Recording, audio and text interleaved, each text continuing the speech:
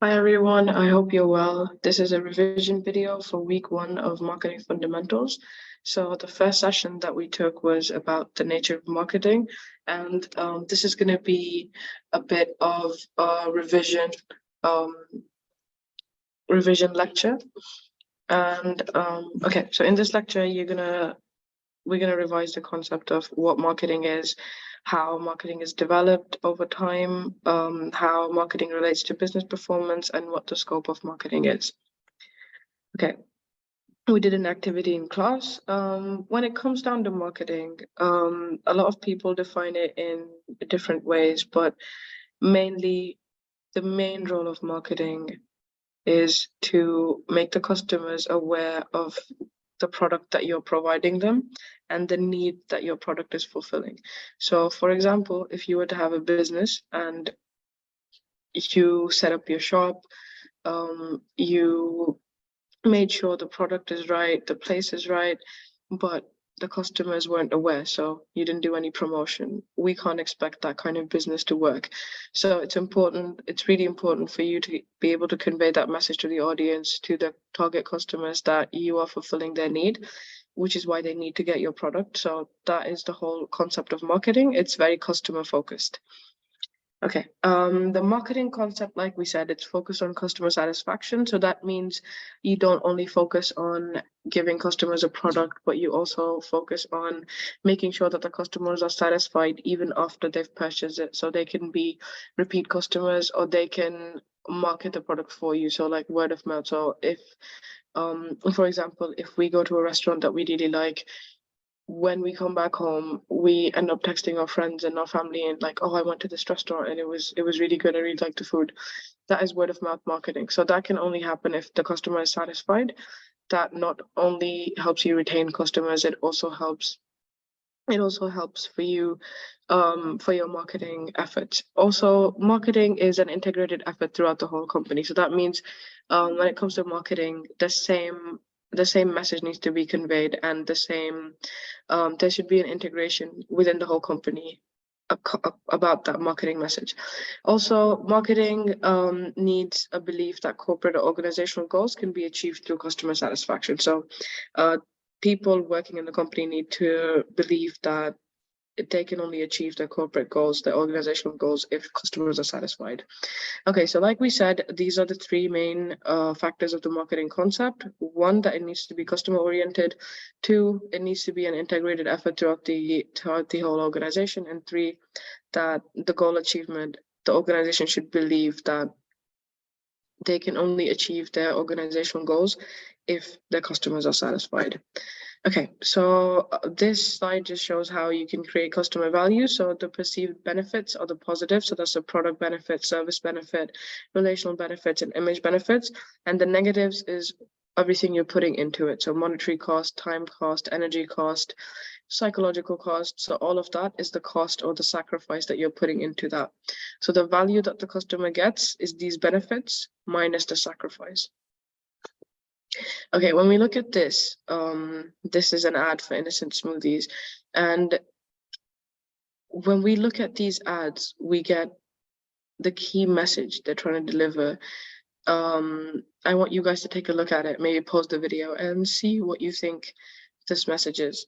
And then let's look at this slide. So they're saying that from this ad, Innocent is trying to highlight the tangible benefits. So the tangible benefits are the benefits that you can touch.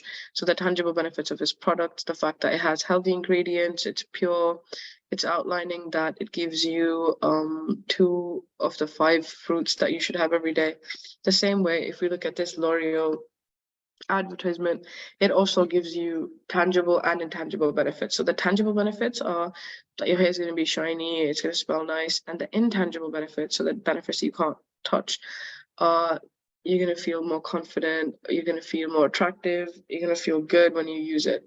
So from these 2 examples that we saw, the companies are trying to convey the tangible and intangible benefits that their product is giving the customers when they get them. Okay, how to create customer satisfaction. So like I said before, the efforts of the company should not be focused on just getting the customers to buy the product. They should be focused on exceeding the expectations, because that is the only way to make sure that the customers are satisfied. Okay, these are the ways in which customers perceive value. So in the eyes of the customer, if they get a good price, then they would consider they got a good value. Same way, performance, emotions, relations. If all these things are positive, if they're favorable to the customer will believe that they got a good value from the product. These are marketing terms. USP stands for unique selling point. That means what you have that your competitors don't. So why should customers buy your product instead of your competitors? So that's your unique selling point. Competitive advantage is also something that you have that gives you advantage over your competition. Okay, marketing has evolved a lot. So the point of this slide is that we remember in the beginning, marketing used to be more about selling the product that they had. So factories used to produce products on a big scale, and then they used to be focused on selling it. But now, if you see the last point, societal relationship marketing. So marketing has evolved from that to now it's more focused on customer relationships, on customer preferences and society. And now it's become more dynamic. It's not just the whole process is focused on customers instead of just producing the product and making sure that people buy it. Market versus internal driven businesses. Some businesses are driven by the market, so they focus on the needs of the customers, and some businesses are driven internally, so they mainly focus on their own convenience and stay the same. So I want you guys to think about it and see which one do you think works better. For me, I think it's the first one, because customer needs are going to keep changing. So the company needs to focus on the needs of the customer instead of just focusing on their own convenience. Marketing mix is something that you guys are familiar with. So the marketing mix is the 4 P's of marketing, which is price, product, place, and promotion. We're going to look at each one in detail in the future as well. So what they're saying is an effective marketing mix makes sure that in the marketing mix, it is conveyed that you are fulfilling customer needs. It also needs to be well balanced. So all 4 elements of the marketing mix need to have a balance. It needs to match the corporate resources. So before you sit and design the marketing mix, you need to see what kind of resources you have, what kind of money do you have, what kind of time do you have, and then you design them. And it creates a competitive advantage. So if you have a good marketing mix, a well-rounded, balanced marketing mix, it will give you a competitive advantage over your competitors in the market. So like we said, if you see in this slide, there's a C in the center of the marketing mix. That means in the center of the marketing mix, customers. So customer focus is the main drive behind making and working on the elements of the marketing mix. So all elements, like we said,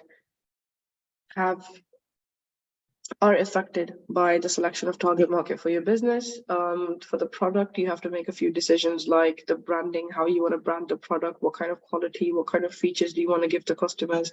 When you come to place, you have to see what kind of distribution is best for your company. So in this example, they're saying BT, you can get it directly. So the customer can directly go to BT and buy it.